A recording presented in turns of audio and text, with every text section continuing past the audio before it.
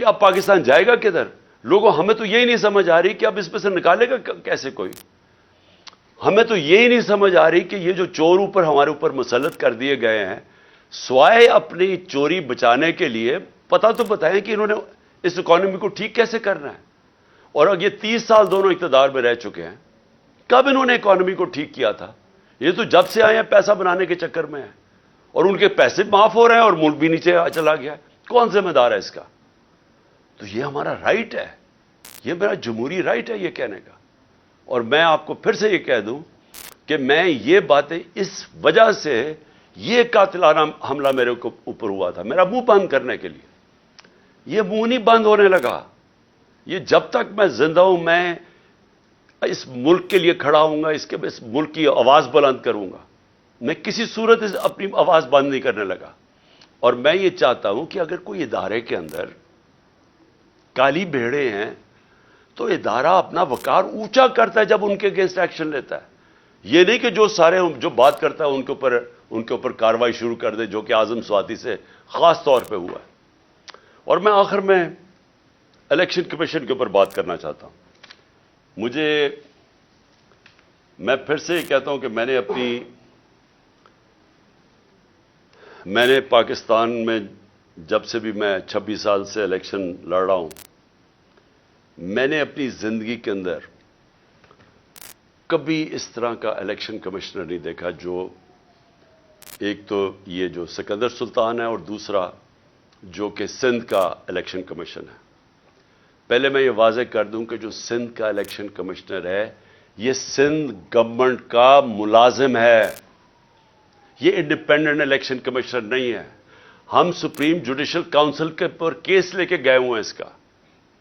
اور مجھے افسوس ہوتا ہے کہ اتنی دیر سے ہمارا کیس پڑا ہوا ہے سپریم جوڈیشل کاؤنسل میں، کوئی سن ہی نہیں رہا کہ کیسے ہو سکتا ہے کہ سندھ گورنمنٹ کا ملازم غیر جانبدار ہو جو ان سے تنخواہ لے رہا ہے. اور جو اس نے کیا ہے چیف الیکشن کمشنر نے، سوائے اس کے کہ اس کا 1 پوائنٹ ایجنڈا ہے کہ عمران خان کو ڈسکوالیفائی کیسے کرنا ہے. توشہ خانہ کا کیس اس نے پکڑا ہوا ہے.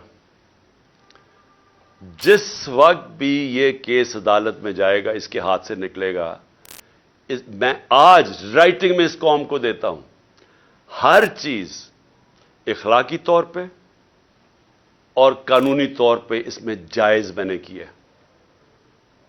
اور دوسرا فورن فنڈنگ کیس، جس وقت بھی اس کے اوپر تحقیقات ہوں گی یہ واضح ہو جائے گا کہ تحریک انصاف واحد پارٹی ہے جس نے صحیح معنی میں پولیٹیکل فنڈ ریزنگ کی ہے.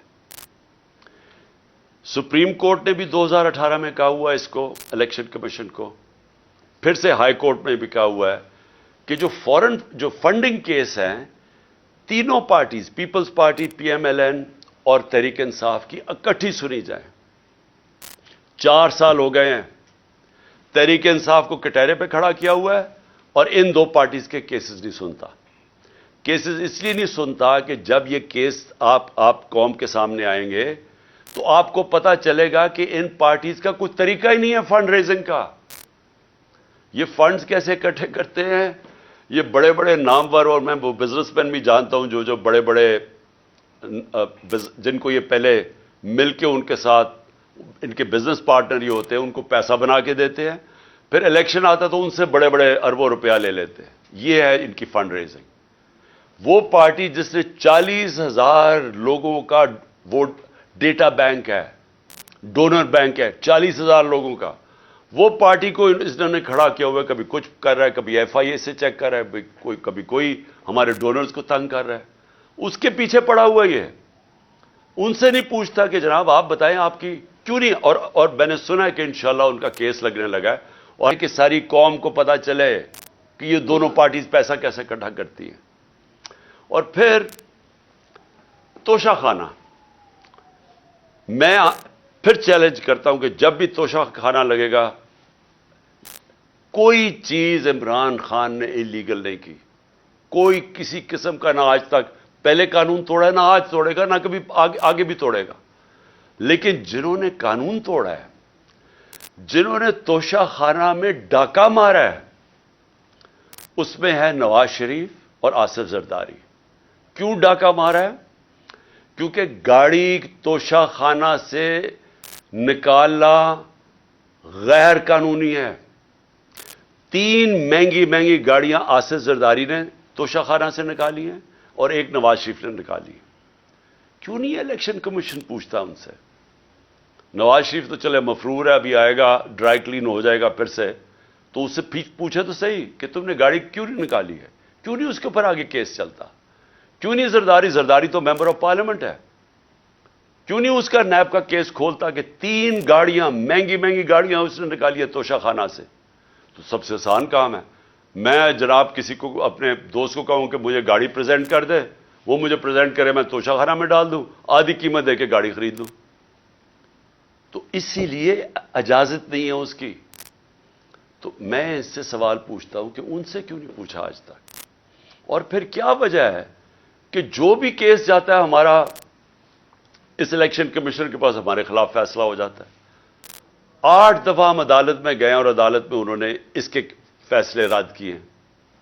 اور اگلا میرا سوال ہے کہ ہم اس کے اگینسٹ عدالت میں گئے ہوئے چیف الیکشن کمیشن کے، ہمارے کیس ہی نہیں سنے جاتے، اور وہ ہر روز ہمارے خلاف نیا کوئی فیصلہ کرتا رہتا ہے. دیکھیں پاکستان کے اندر اگر فری اینڈ فیئر الیکشن نہ کروائے گئے، میں آج آپ ساری قوم کو آگاہ کرنا چاہتا ہوں کہ اگر میں بڑا ہوں اس قوم کا تو میرا کام ہے اپنی قوم کو سمجھانا کہ اگر اس ملک میں فری اینڈ فیئر الیکشن نہ کروائے گئے، یا انتشار ہوگا، آگے ملک کے اندر حالات برے ہیں، آگے یہاں سیاسی استحکام نہیں ہے، آگے اس ملک کے اندر یہ چور جو اوپر بیٹھے ہوئے ہیں یہ پوری کوشش کر رہے ہیں کہ کسی نہ کسی طرح میچ تو ان سے کھیلا نہیں جاتا، کسی نہ کسی طرح ڈسکوالیفائی کریں، کیسز کریں، ایف آئی آر کریں. میرے اوپر 30 ایف آئی آر ہو چکی ہے اور مجھے کوئی فکر نہیں ہے. میں کوئی ملک سے باہر نہیں بھاگا یہ سارے چوروں کی طرح. یہ سارا شریف خاندان بھی باہر بھاگ جاتا ہے جب کیس ہو. میں یہیں بیٹھا ہوا ہوں اور یہی لڑا ہوں کیس. میچ تو یہ کھیل نہیں سکتے. انہوں نے اب یہی الیکشن کمیشن کو استعمال کرنا ہے اور انہوں نے ایف آئی اے کو استعمال کرنا ہے، انہوں نے نیب کو استعمال کرنا ہے کسی نہ کسی طرح ٹیکٹیکل ناک آؤٹ کرنے کے لیے.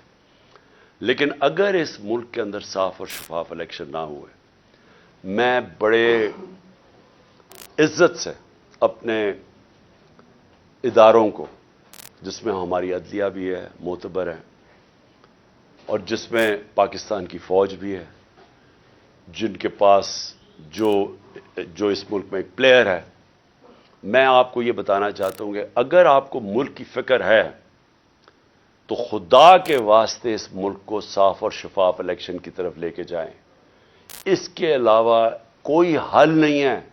جس دل میں ہم گرتے جا رہے ہیں اس میں سے نکلنے کا کوئی اور حل نہیں ہے. کسی معاشی ایکسپرٹس کو پوچھ لیں، کوئی ماہرین جو کہ پالیٹکس کے ایکسپرٹس ہیں، باہر سے کوئی منگوا لیں اگر آپ کو اندر یہاں نہیں ملتے، سارے آپ کو ایک چیز کہیں گے کہ پہلے پولیٹیکل سٹیبلٹی لے کے آئیں، فری اینڈ فیئر الیکشن کروا کے، اس کے بعد ملک